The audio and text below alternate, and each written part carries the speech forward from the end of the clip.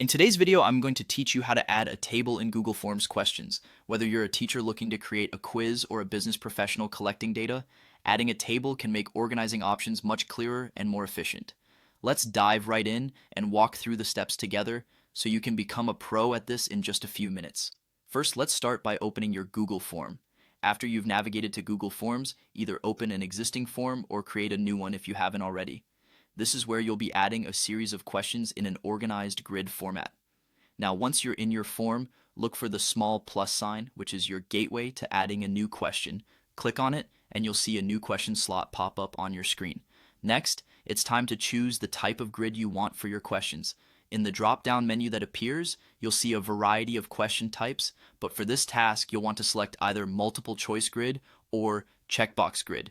The multiple choice grid allows respondents to select only one option per row, while the checkbox grid enables them to choose multiple options per row.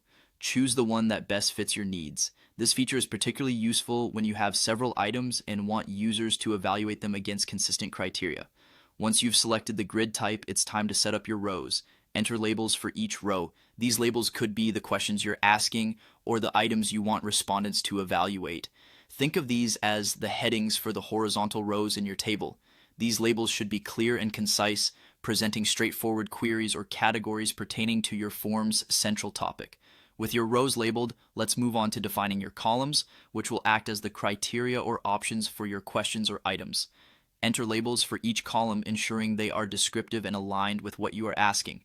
For example, if you're designing a feedback form, your column labels might be things like strongly agree, neutral, and so on. This section helps respondents navigate their choices with ease and consistency across the board.